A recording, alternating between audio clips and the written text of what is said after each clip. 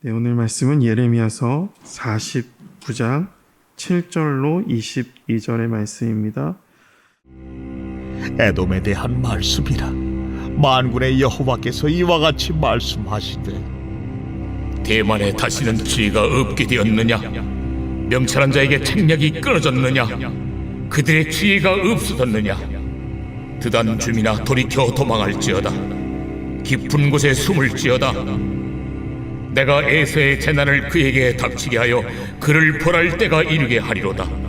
포도를 거두는 자들이 내게 이르면 약간의 열매도 남기지 아니하겠고, 밤에 도둑이 오면 그 욕심이 자기까지 멸하느니라.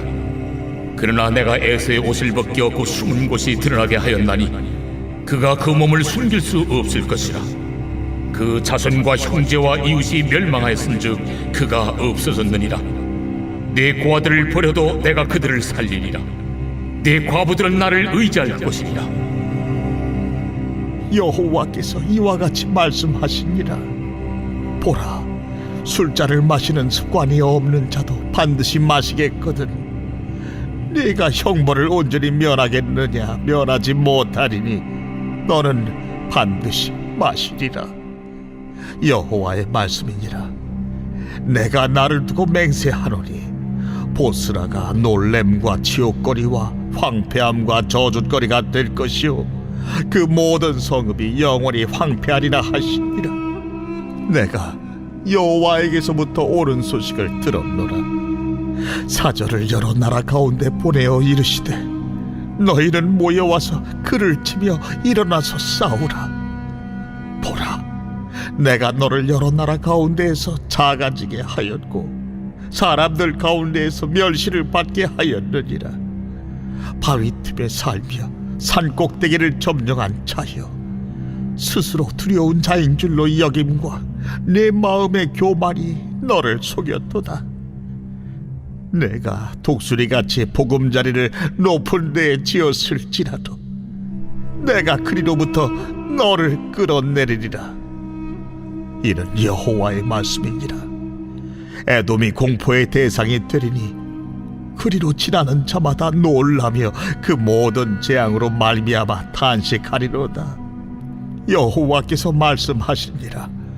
소돔과 고모라와 그 이웃 성읍들이 멸망한 것 같이 거기에 사는 사람이 없으며 그 가운데 머물러 살 사람이 아무도 없으리라.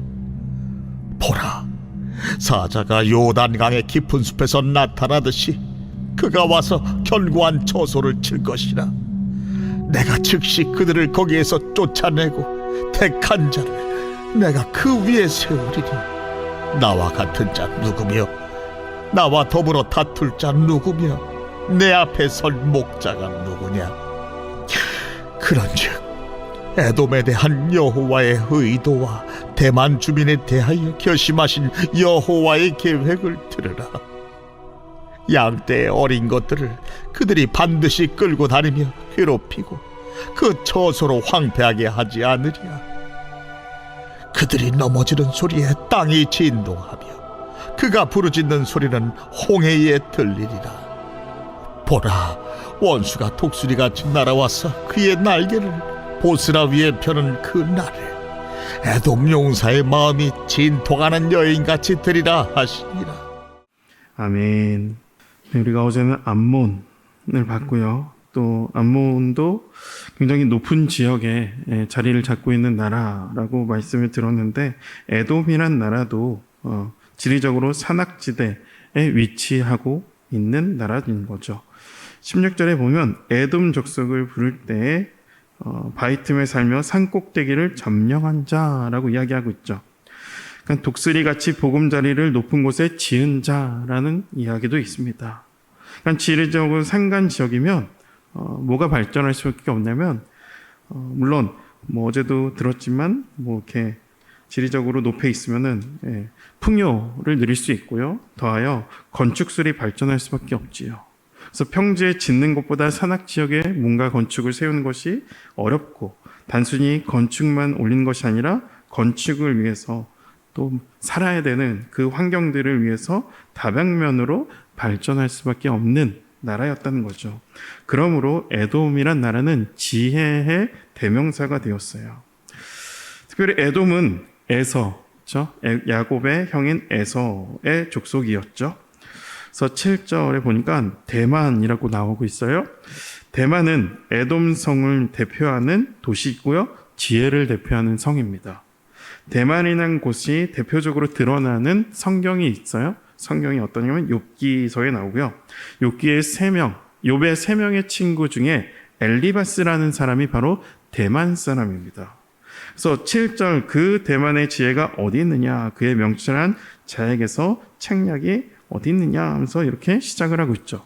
그러니까 에돔이 아무리 대단한 지혜와 책략을 가지고 있어도 하나님의 심판 앞에서 자신들을 구원할 수 없고 그 지혜와 책략으로 하나님의 심판을 피할 수 없다라는 것을 말씀해 주고 있다는 거죠. 우리 구약 성경에 이 에돔에 대해서 심판을 또 이야기하는 책이 따로 있는데 그 책이 바로 오바댜라는 그런 책입니다.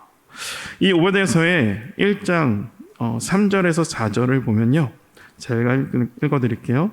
너의 마음의 교만이 너를 속였도다. 바위 틈에 거주하며 높은 곳에 사는 자여, 내가 마음에 이르기를 누가 능히 나를 땅에 이끌어 내리겠느냐 하니 내가 독수리처럼 높이 오르며 별 사이에 깃들일지라도 내가 거기에서 너를 끌어내리리라. 여호와의 말씀이니라. 이 오바댜서를 보면 에돔이 얼마나 자신들의 지혜를 의지하고 그 바위에다가 천의 요새를 쌓고 높은 곳에서 성벽을 쌓고 그리고 하는 말이 누가 우리를 땅으로 이끌어낼 수 있겠느냐. 그러니까 높은 곳에 살면서 이렇게 이야기한다는 거죠. 이때 하나님의 말씀이 독수리처럼 아무리 높이 날지라도 내가 너를 잡아 끌어내리겠다 라고 이야기하고 있다는 거죠. 상당히 오바댜서하고 오늘 말씀과 굉장히 비슷한 말씀들이 기록되어 있다는 거죠. 하나님이 치신데 감히 대적할 수 있겠느냐라는 거죠. 세상에 그 어떤 지혜가 하나님을 이길 수 있겠습니까? 그러니 결국 오늘 본문에서 에돔이 심판을 받는 이유는 에돔은 자신들의 지혜를 의지하고 있다라는 거죠. 여러분, 요즘 시대는 사람의 지혜로 사람의 한계라고 볼 수 있는 이 재회 문제죠. 이 재해 문제의 결국은 죽음인데 이 죽음의 문제를 해결하는 많은 일들을 요즘 많은 일들을 해결하려고 합니다. 그래서 생명을 연장하려고 하고요.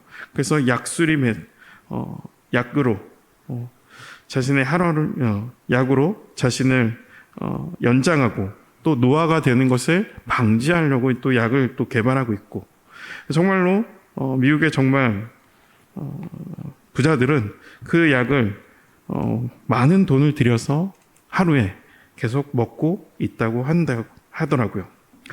그럼에도 불구하고 사람의 지혜로 그렇게 지혜로 이 시대를 살고 있음에도 불구하고 이 지혜를 통해서 하나님을 모른다라는 거죠. 오히려 그 지혜로 하나님을 대적하는 말을 하죠. 하나님이 어디 있느냐? 그렇죠? 과학적으로 하나님이 증명이 되느냐? 이렇게 이야기하는 시대라는 거죠. 그래서 에돔의 이 지혜를 보면서 이 시대와 비슷하다라는 것을 느끼게 되더라고요. 그래서 8절에서 10절을 보니까요. 하나님의 심판은 피해 급히 도망가고 숨어도 그 누구도 하나님의 눈을 피할 수 없다라는 내용이 나오고요. 12절에 보니까 여호와께서 이와 같이 말씀하시니라. 보라, 술잔을 마시는 습관이 없는 자도 반드시 마시겠거든 내가 형벌을 온전히 면하겠느냐? 면하지 못하리니 너는 반드시 마시리라. 여러분, 여기서 술을 마시는 습관이 없는 자도 술을 마셨다라고 되어 있어요.